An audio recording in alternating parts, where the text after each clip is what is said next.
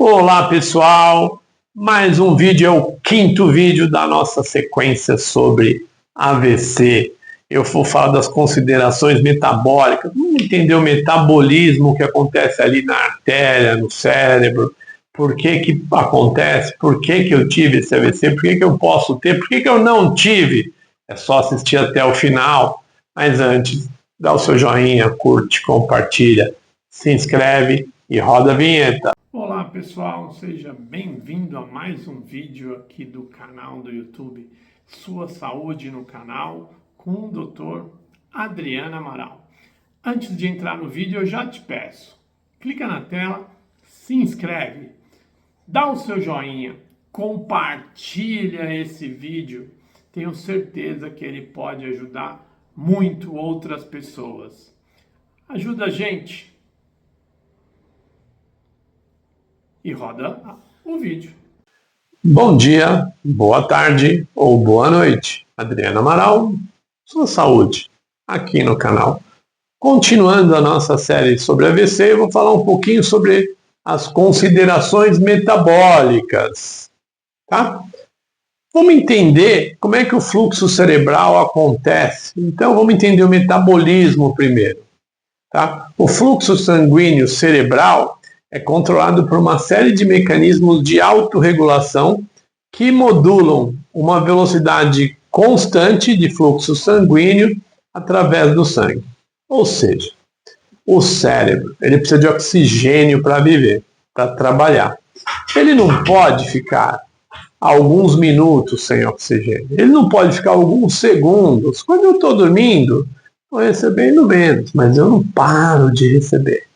Quando eu estou acordado, eu estou recebendo mais. Se eu fizer alguma coisa, alguma atividade intelectual, física, qualquer uma, eu preciso de mais. Então, o meu corpo entende e ele aumenta a velocidade, aumenta o fluxo. Tá? Esse mecanismo propicia um equilíbrio homeostático, contrabalanceando as funções, tá? E as flutuações entre a pressão sanguínea sistólica e diastólica, né? Ou seja, aquele 12/8. Então ele tem que estar trabalhando, porque a gente precisa de um fluxo normal de 50 a 60 ml para cada 100 gramas de tecido cerebral por minuto. Por minuto. Então eu não posso receber num minuto e ficar no outro 100. Não é igual comida. Eu vou tomar o meu café, aí eu vou esperar até a hora do almoço. Não.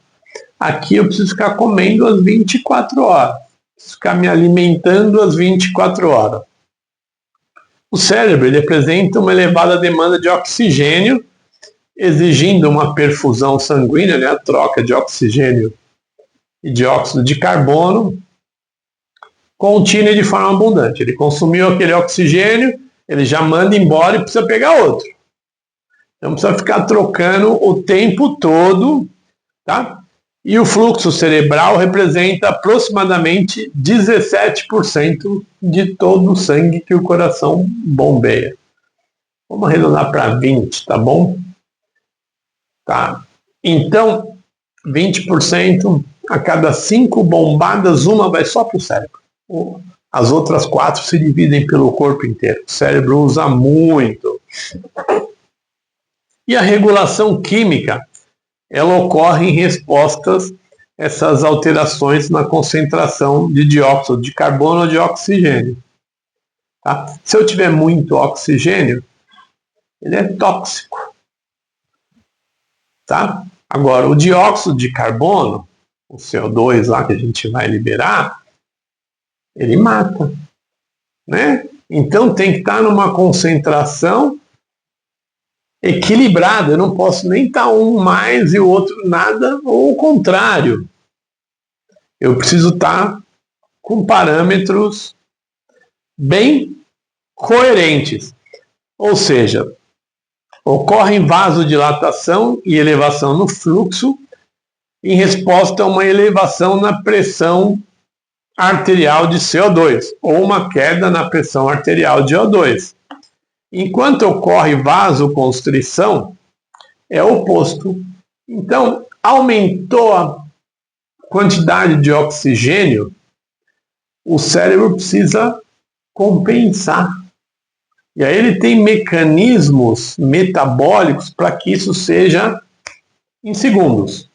Na verdade, isso acontece em microdécimos de segundos. Tá bom? Ele vai corrigindo. Tá? Então, o fluxo sanguíneo é também alterado pelas alterações no pH do sangue. Uma queda no pH representa a acidez. Tá? Então, isso gera vasodilatação, enquanto uma elevação no pH, que significa alcalinidade, promove uma queda no fluxo sanguíneo. Então, isso chama regulação neurogênica e ela vai alterar o fluxo sanguíneo através de dilatação vascular em proporção direta à função do tecido cerebral. Então, tem uma área muito importante que está sendo muito utilizada, vai dilatar aquela artéria para receber mais sangue, consequentemente mais oxigênio para suprir. Tá? Por isso que não pode ter nada ali entupindo, nada ali atrapalhando. Tá?